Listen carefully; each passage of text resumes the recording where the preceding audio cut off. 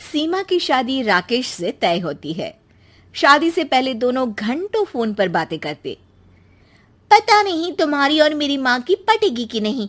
अरे ये पहले ही सोच लोगी कि नहीं पटेगी तो मैं कुछ नहीं कर पाऊंगा। तुम कितने अच्छी हो जी। पता नहीं तुम्हारी माँ कैसी होगी। मेरी माँ बिल्कुल मेरे जैसी ही है। शादी के बाद सीमा राकेश के घर आ जाती है।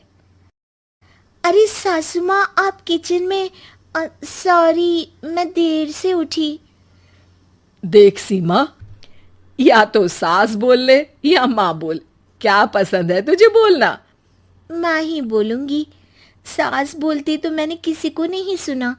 अच्छा चलिए बता दे कि कितनी रोटी सेकू तेरे लिए।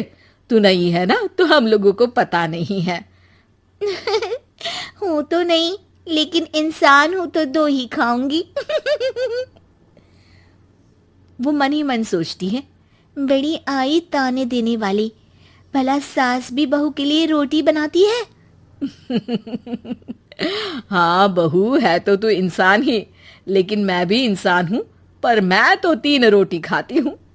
पर चल कोई ना, अभी तेरे लिए रोटियां बना देती हूँ। सीमा वहां से चली जाती है।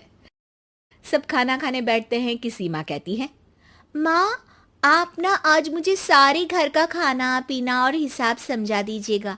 कल से मैं घर संभाल लूंगी। अरे बेटा, तू कल ही तो ब्याह कर आई है। अभी कुछ दिन आराम कर, घूम फिर, घर तो सारी जिंदगी संभालना है। हाँ हाँ, पूरा घर खुद अकेली हड़पना चाहती है, तभी तो। अब नहीं नहीं माँ, अब ना जिम्मेदारी बड़ी है, तो जितनी जल्दी अपना घर संभाल लूँ उतना ही अच्छा है ना। आखिर है तो सब मेरा ही ना। अगले दिन सास एक पेपर सीमा को देती है। सीमा बहू, ये ले, सारा घर मैंने आज तेरे और राकेश के नाम कर दिया है। अब मैं तो चिंता से मुक्त हो गई। अरे माँ, इसकी क्या जरूरत थी? तू घर की बड़ी है, ये प्रॉपर्टी नाम करने को किसने कहा तुम्हें? सीमा डर जाती है कि कहीं सास उसका नाम ना ले ले। अरे बेटा, बुजुर्ग शरीर का क्या भरोसा। वैसे भी जो है सारा कुछ तुम लोगों का ही तो है। नाटक, सारा नाटक। हे भगवान, ये औरत तो थकती ही नहीं नाटक करते। शाम को कमरे में सीमा राकेश को कहती है, एक बात बताओ, ये ऑफिस से आकर तुम घंटों माँ के कमरे में क्या करते हो? अरे तुम भी आ जाया करो ना, सुन लो क्या बातें करते हैं। तब सीमा को ख्याल आता है कि क्यों ना एक दिन माँ बेटी की बातें छुपकर सुन ली जाए। तो वो दरवाजे के पीछे छुपकर दोनों की बातें सुनती हैं। अरे माँ, ये तो बता, मेरा बेटा होगा तो क्या नाम रखेगी? मैं तो कन्हैया नाम रखूंगी। उसके पैर में पायल डालूंगी और चोटी बनाऊंगी। वाह माँ, इतना प्यारा नाम। तो फिर मेरा नाम राकेश क्यों रखा? अरे बेटा, तेरा नाम तो तेरे पापा ने रखा था। राकेश उनका सपना था कि तू साइंटिस्ट बने। फिर दोनों माँ बेटा अपनी पुरानी जिंदगी और रिश्तेदारों की बातें करने लगते हैं। बाहर खड़ी सीमा सोचती है, लग रहा है कि बुढ़िया ने देख लिया है कि मैं खड़ी हूँ। कल फिर से सुनती हूँ कि ये लोग कैसे मेरी बुराई करते हैं। लेकिन अगले दिन भी वही होता है। दोनों आपस में घर की बात करते हैं, सेहत की बात करते हैं या ऑफिस की बात करते हैं। फिर वो समय भी आ जाता है जब सीमा माँ बनती है। उनके घर में बेटी पैदा होती है।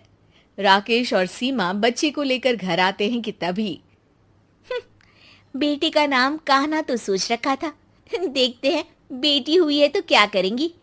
खुशी थोड़ी ना होगी बुढ़िया को। तभी सीमा की सास दरवाजा खोलती है।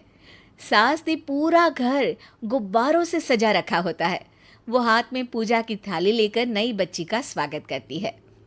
शुक्रिया बहू, हमारे घर को चिराग देने के लिए। अब तो मुझे राकेश तेरी भी जरूरत नहीं है। ये बोलकर वो बच्ची को गले लगाकर रोने लगती है। पता नहीं खुशी में रो रही है या बेटी होने का दुख है इनको।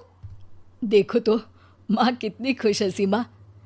पता नहीं, मुझे तो लग रहा है कि बेटी है इसलिए रो रही है। बेटी की चाहत में घर सजाया होगा।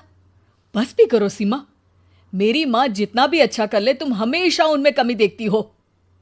ये बोलकर वो वहाँ से चला जाता है।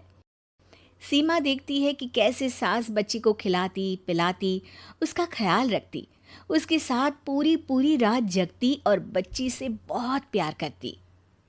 माँ जी, मुझे तो लगा था कि आपको पोता चाहिए जिसका आप कान्हा नाम रखती।